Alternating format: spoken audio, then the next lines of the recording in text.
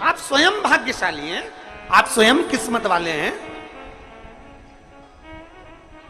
कोई कैसे कहते तुमको कि तुम अभागे हो? ना ना, हमारे बराबर भाग्य नहीं है किसी का।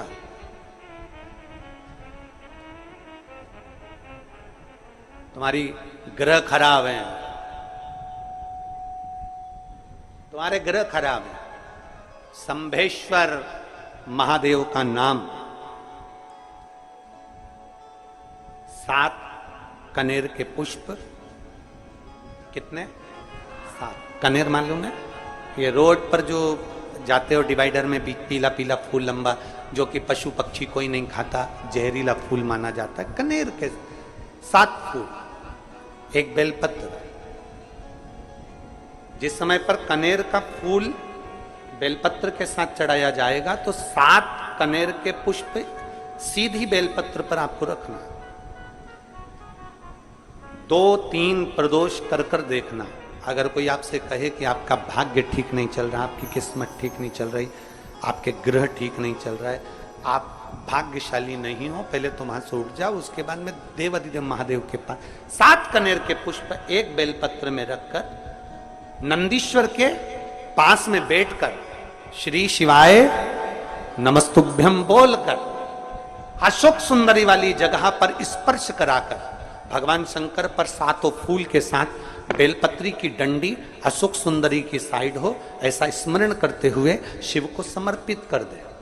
वही बेलपत्री 5 बार नमः शिवाय या पंचाक्षर मंत्र, षडाक्षर मंत्र या श्री शिवाय नमस्तुभ्यम बोलकर वही बेलपत्री 3 प्रदोष, 4 प्रदोष, 5 प्रदोष, 2 प्रदोष, जितने प्रदोष आप चढ़ा रहे हैं प्रदोष काल में, वो बेलपत्री लाकर अपने कक्ष में अपने पूजन वाले स्थान पर रखते जाओ।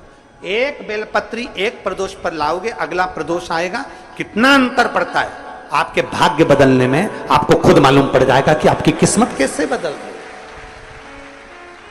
मेहनत आपको करना है, परिश्रम आपको करना है, लगन आपको लगाना है, और बेलपत्री और कनेर का पुष्प शिव को चढ़ा। चालू करो प्रदोष चढ़ाना। और जब प्रदोष चढ़ाओगे तो अगस्त के महीने की जो प्रदोष आएगी 17 अगस्त को, तब तुम सीहोर कावड़ भरने के लिए आओगे सरी, तब एक प्रदोष पे यहां पे भी चढ़ा ले, चढ़ाओ शिव शंकर का भजन। यहां नहीं चढ़ा सकते, अपने घर पर चढ़ाओ, अपने शिवालय में चढ़ाओ, अपने देवालय में चढ़ाओ, अपने नजदीक में जो शंकर मंदिर वहां चढ़ाओ। आराधना शिव की।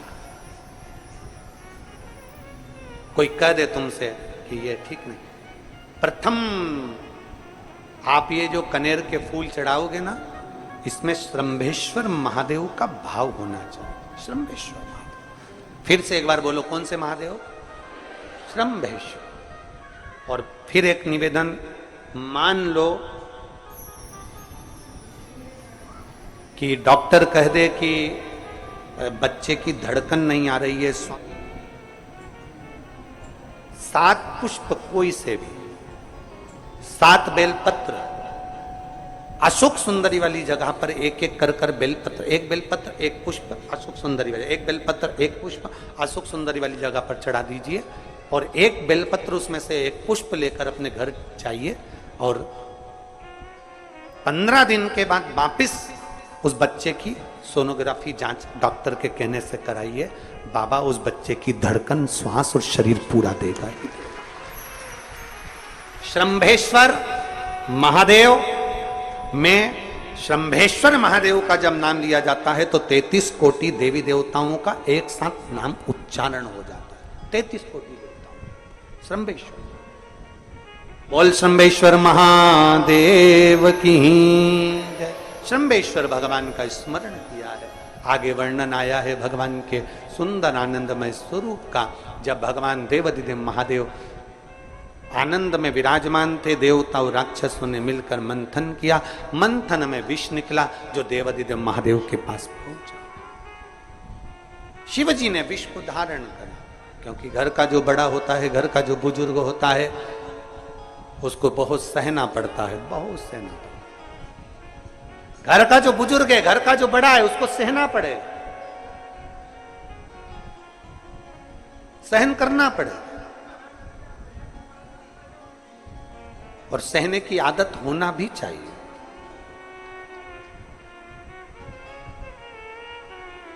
सहने की आदत होना भी चाहिए सब। जैसे तुम्हारे घर में बिजली है, अरे बोलो तो जम के, लाइट बिजली है। प्रत्येक घर में बिजली होती है, तो क्या प्रत्येक घर बिजली घर बन जाता है? जम के बोलो जरा। बिजली घर तो एक दो, कहीं कहीं बड़ा शहर है तो थोड़े ज्यादा हो सकते, छोटा शहर है, छोटा गांव है तो बिजली घर एक दो। प्रत्येक घर में बिजली होती है, पर सारे घर बिजली घर नहीं कहलाते, बिजली घर नहीं बन जाते। बिजली घर तो कोई सा घर होता है। उसी तरह ढेर सारे तुम्हें कथा करने वाले भी मिलेंगे, ढेर सारे तुम्हें ज्ञान देने वाले भी मिलेंगे, ढेर सारे तुम्हारे पास में, तुम्हें मोबाइल खोलोगे, टीवी खोलोगे तो ढेर सारे महाराज मिलेंगे, पर सब देवाधिदेव महादेव के भक्त नहीं मिल जाते। बड़ा कठिन होता, बहुत कठिन। प्रत्येक घर बिजली घर नहीं होता, उसी तरह घर में रहने वाला प्रत्येक व्यक्ति शंकर का भक्त नहीं होता।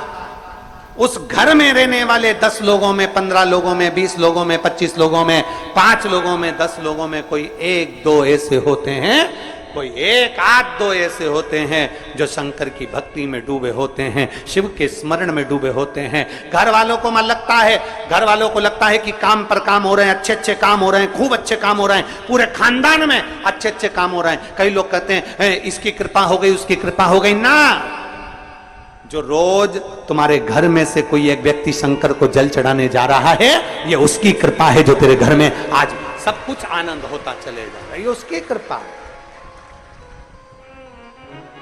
अंत